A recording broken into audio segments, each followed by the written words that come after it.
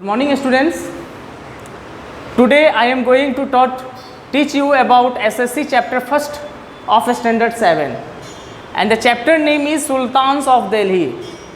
Today I am going to teach chapter 3 in history about Sultans of Delhi.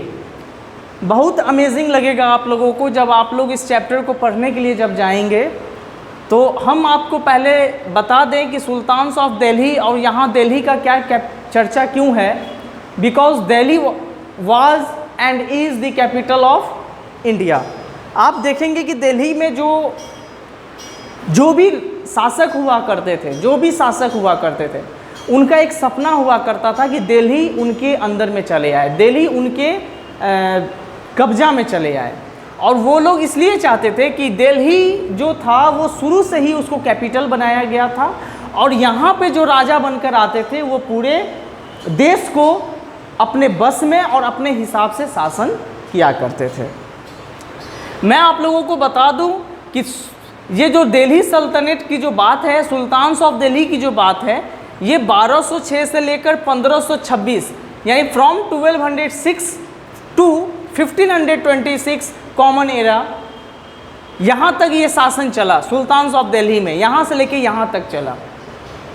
इसमें आपको बता दें कि देयर वर 5 डिफरेंट डायनेस्टीज़ और इतने सालों में लगभग 100 साल से थोड़ा सा कम है, लेकिन मान के चलिए कि लगभग इतने पीरियड्स में आपके 5 डिफरेंट डायनेस्टीज़ हुए हैं. 5 डिफरेंट डायनेस्टीज़ का मतलब हुआ कि ये लगभग 300 साल की बात है, 3 साल की बात है.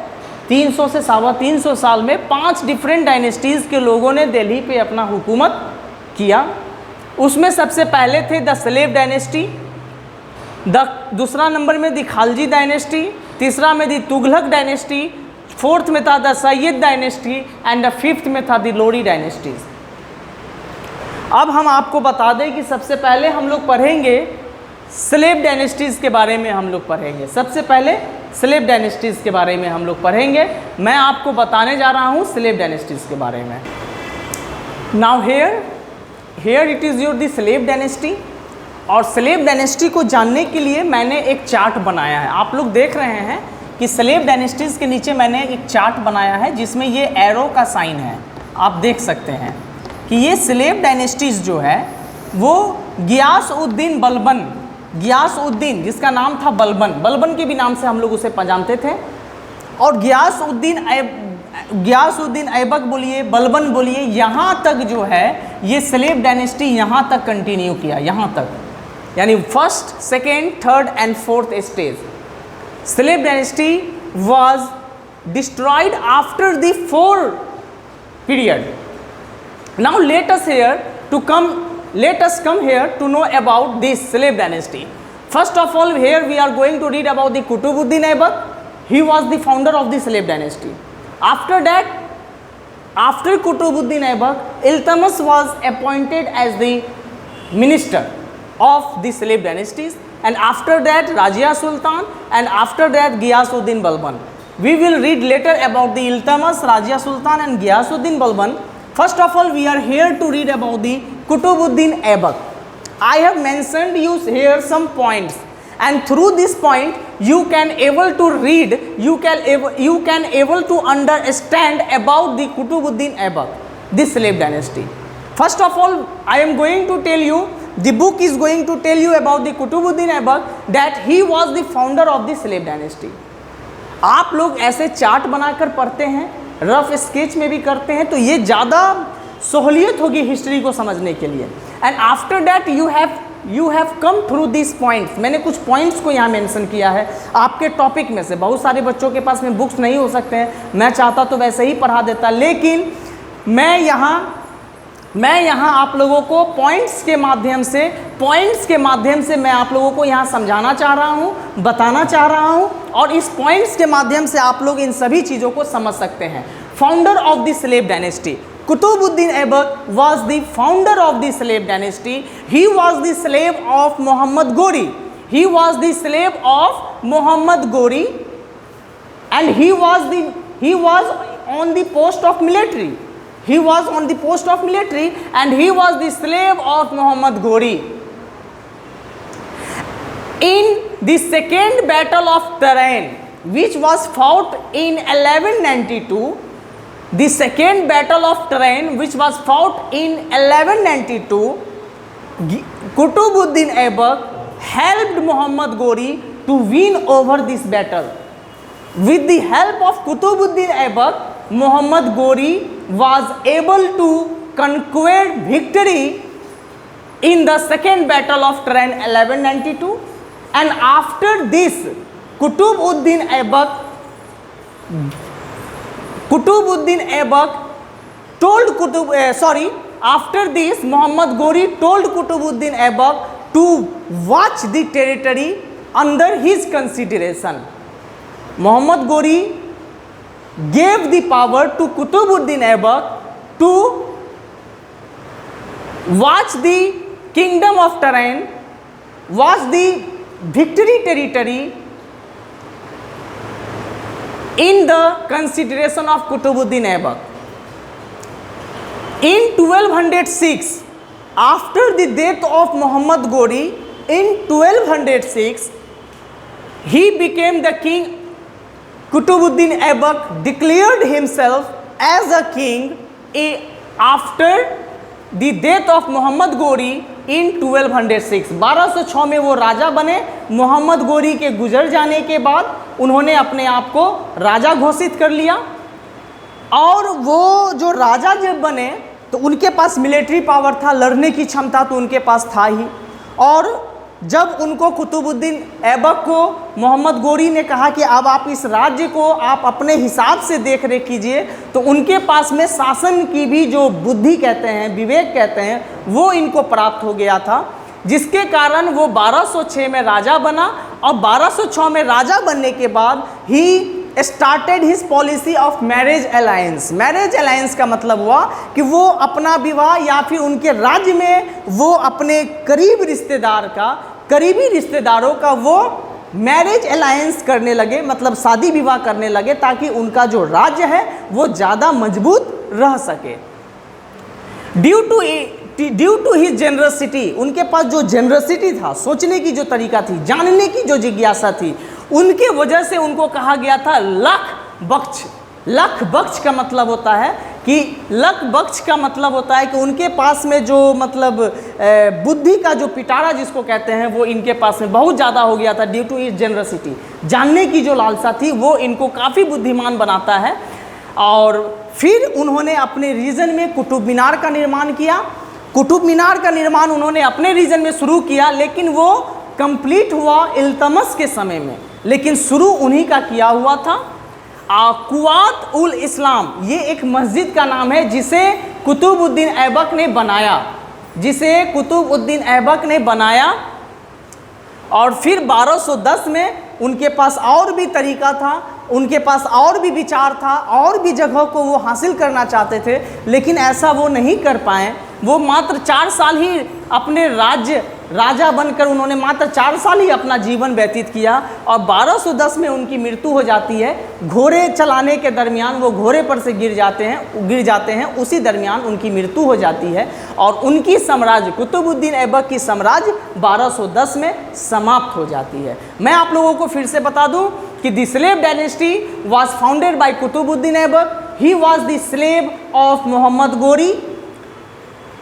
Muhammad Ghori won the second battle of Tarain with the help of Qutbuddin Aibak, and after winning the battle, Muhammad Ghori gave his winning territory to watch by Qutbuddin Aibak under his consideration. And after the death of Muhammad Ghori in 1206, Qutbuddin Aibak become the king, है ना। He followed the marriage alliance city, and due to his generosity, he was known as Lakh Baksh. After in this region, during his region, he started making Qutub Minar. It was unfortunately it was not completed by Qutbuddin Aibak. It was completed by Iltutmish. He made Quwat ul Islam mosque. उन्होंने मस्जिद बनाया, और 1210 में उनकी मृत्यु हो जाती है घोड़सवार करने के दरमियान। Thank you. Now I am here in the second ruler, in the second ruler of the slave dynasty, and it was your Iltutmish. इसको इल्तुतमिश बोलिए या इल्तमस इसको हम लोग बोलते हैं. He was the son-in-law of Qutubuddin Aibak. ये कुतुबुद्दीन ऐबक के सन इन लॉ थे. सन इन लॉ के मतलब तो आप लोग जानते हैं. He faces many difficulties while adopting the kingdom. जब इनको साम्राज्य मिला तो इनको बहुत सारे परेशानियों का सामना करना पड़ा, और इन सभी परेशानियों का सामना करना पड़ा. उनके राज्य में किन किन लोगों को तकलीफ थी, उनका क्या रहन सहन था, किस तरह का वातावरण था, वैचारिक स्थापना को लेकर ये बहुत चिंतित होते थे. तो after that he think over this and he organised 40 loyal slaves. और उसने अपने राज्य में से 40 ईमानदार स्लेव्स को बनाए, 40 loyal slaves. And the work of 40 loyal slaves was that he was wandering from one place to another. He was gathering the information that what kind of administrations, what kind of work is going through the kingdom, through under the kingdom of Iltutmish, कि कौन कहाँ पे क्या बोल रहे हैं, किस तरह का मतलब विचार हो रहा है, क्या हो रहा है. उस समय इन लोगों को मंगोलियन इन्वेसर से बड़ा डर हुआ करता था कि कुछ लोग मंगोलियन थे जो मंगोल से भागकर चले आए थे. इनके यहाँ उन्हीं को हरा कर ये लोग अपनी सल्तनत को काबिज किए हुए थे. तो इन लोगों को हमेशा डर रहा करता था कि मंगोलियन लोगों का क्या विचार है, उन लोगों का क्या सत्ता है, उन लोगों का क्या राज्य स्थापना की नीति है.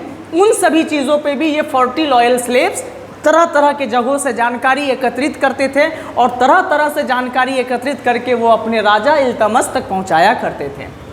ही applied aggressive policy against the Rajput. और राजपूत के खिलाफ इन लोगों का जो नीति था वो बड़ा ही आक्रामक था, है ना. And after that he establish iqtas. मतलब उनका जो राज्य कैसे चलेगा, इक्तास का मतलब हुआ कि नोबल पीपल का मतलब होता है जो जिनको हम लोग कहते हैं कि बहुत बड़े जानकार हैं, किसी भी विषय के बहुत बड़े जानकार जो होते थे, चाहे वो म्यूजिशियन हो, ड्राइंग्स हो, पेंटिंग्स हो, या फिर स्किल्स की बात करें, एडुकेशंस की बात करें, उन सभी चीज़ों में जो लोग नोबल होते थे, सबसे ऊंचे दर्जे के जो लोग थे, उन्हीं को वो अपना इक्तास बना के, मेंबर्स बना के वो अपने राज्य के सारा काम उन्हीं लोगों के विचार से वो चलते थे. और वो लोग क्या करते थे कि वो लोग नीति अपनाते थे, नीति बताते थे राजा को, और कहाँ से रेवेन्यू आएगा, कहाँ से टैक्स आएगा, राजा का खजाना कैसे बढ़ेगा, और उस खजाने का कहाँ कहाँ इस्तेमाल करेंगे, वो सब इक्तास के मदद से हुआ करता था. इल्तुतमिश दिल्ली में वो कॉइन्स बनाना शुरू किए, जिससे उनका ट्रेडिंग शुरू हुआ, और ट्रेडिंग करते थे. वो बना सिल्वर का, है ना, जिसको हम लोग बोलते हैं टांका जिसको बोलते हैं. और दूसरा बनता था वो कॉपर का, जिसको हम लोग जटल्स बोलते हैं, जटल्स नाम से जानते हैं. It was issued by Delhi. वो जहाँ तहाँ नहीं बनाते थे ताकि लोग उसका नकल कर सके, तो वो अपने राज्य दिल्ली में ही बनाते थे, और वहीं से वो उसको इशू करते थे कि उस राज्य में 500 सिक्का जाना है, उस राज्य में 500 सिक्का जाना है, इस राज्य में 500 सिक्का जाना. जहाँ जहाँ इनकी कम्युनिटी हुआ करती थी, जहाँ जहाँ इनका किंगडम्स हुआ करते थे, वहाँ के जो छोटे मोटे राजा थे जिनको मंत्री बनाकर राज्य सौंप दिया जाता था, जैसे वो इक्तास हुए और भी जो 40 लॉयल्स थे, उन सब तक ये पैसा उनका पहुँचता था.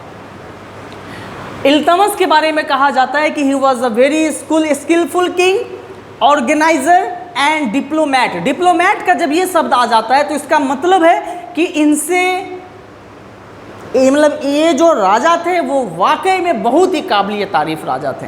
डिप्लोमैट मतलब होता है सोचने का तरीका, नए नए विचार को लाने का तरीका. ऑर्गेनाइजर, किसी चीज़ को कैसे ऑर्गेनाइज करना है, ये बहुत बड़ी चीज़ है. आपको सब चीज़ आता है लेकिन आप किसी चीज़ को ऑर्गेनाइज नहीं कर पा रहे हैं. Also you will fail.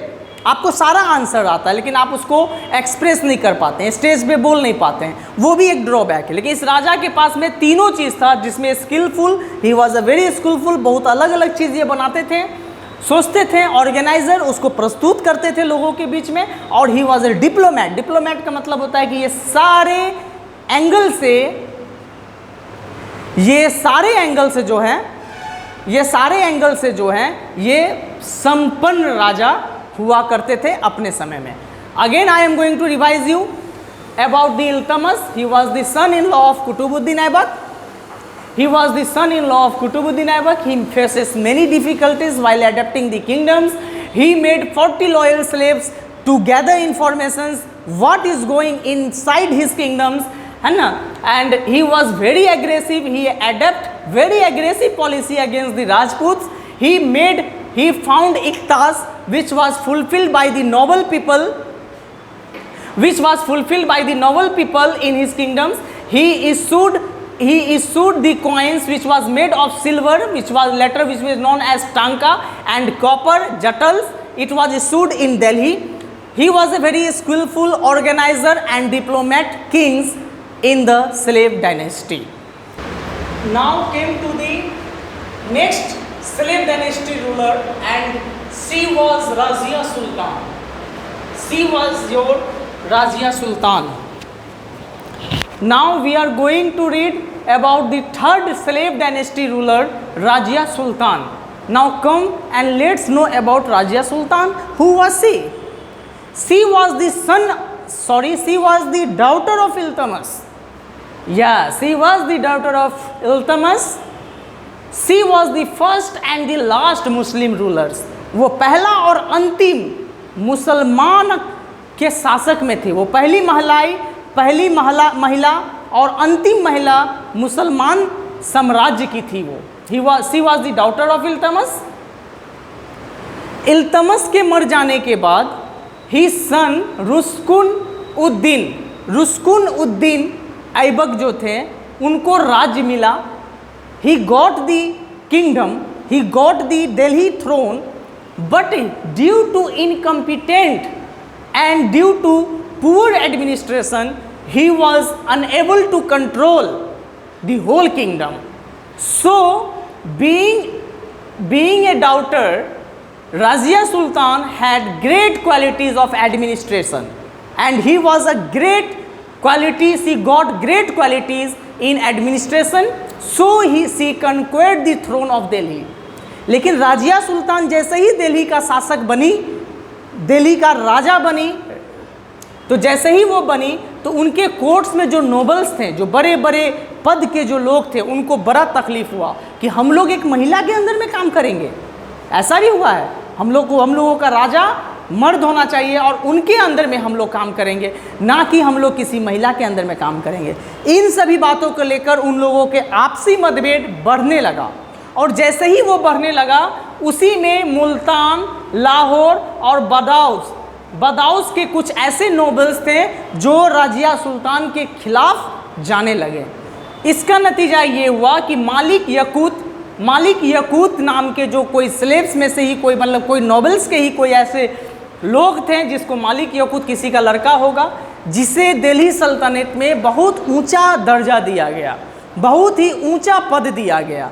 और जैसे ही इनको ऊंचा पद मिला तो ये बात थोड़ा सा ठंडा होने लगा.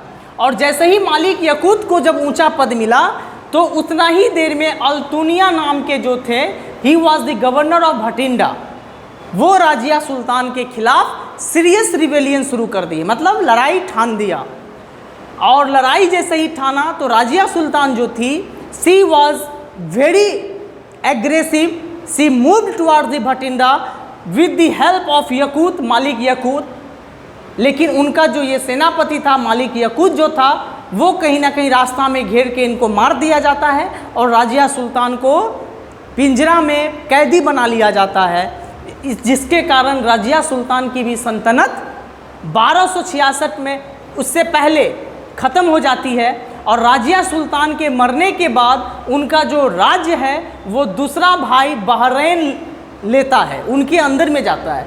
लेकिन बहरैन के पास भी उतना क्षमता नहीं था राज्य को संभालने के लिए, इसलिए वो कुछ दिन के बाद उसकी भी मृत्यु हो जाती है, उसको भी लोग मार देते हैं. और बहरैन के बाद, मतलब राजिया सुल्तान के बाद 1266 तक दिल्ली सल्तनत में बहुत कमज़ोर राजा पाए गए और 1266 तक कमज़ोर राजा होने के कारण राज्य खंडित होता चला गया. Now this was the last ruler of slave dynasty, and he was Ghiyas-ud-Din Aibak. And the other name of Ghiyasuddin Aibak was Balban.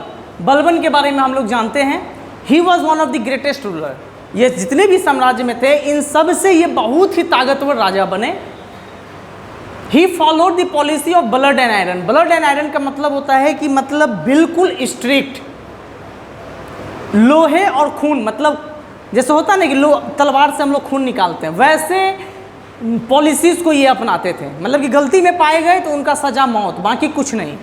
He introduced a spy system to follow on nobles. जैसे कि हमने पहले पढ़ा, रजिया सुल्तान के राजा बनने से, दिल्ली सल्तनत को संभालने से उनके नॉबल्स के अंदर में खड़बड़ी मच गई थी। उनसे ये गियासुद्दीन बलबन ने समझा कि हम लोगों को नज़र नॉबल्स और गवर्नर्स पे भी रखना होगा और बाकी के भी ऑफिसर्स पे रखना होगा। इसका मतलब हुआ कि उनके कोर्ट्स में जो भी लोग बैठते थे, जो भी नॉबल्स उनके कोर्ट में बैठते थे, उनको वो उनके अंदर में भी वो बोलते थे कि आप लोग अलग अलग तरीके से बैठिए। मतलब आप लोग कोर्ट में भी आप लोग किसी से राय मशुरा सलाह नहीं कर सकते हैं, आपको अलग अलग रहना है और आप लोगों को अपना अपना विचार यहाँ देना है। दोस्ती और संगति आप लोगों को बीच में नहीं करना है। इसका मतलब ये हुआ नॉबल्स, गवर्नर्स और अदर ऑफिसर सब पे वो अपना नज़र रखते थे। वो अपना स्पाई बनाए हुए थे और उनको छोड़ दिया था उनके पीछे कि आप वो क्या करता है उसकी सारी जानकारी तुम मुझे दो। डाइवाइन राइट्स। डाइवाइन राइट्स का मतलब हुआ कि गियासुद्दीन बलबन लोगों को ये बात समझा दिए हुए थे कि राजा जो होता है वो बिल्कुल भगवान की तरह होता है, भगवान की तरह वो राजा होता है और जब उनको किसी भी चीज़ की ज़रूरत होगी तो वो किसी भी समय किसी से ले सकता है। He also practised of sijda. सिजदा का मतलब क्या होता है? सजदा, जिसको कहते हैं सिजदा। सिजदा का मतलब होता है सर झुकाना।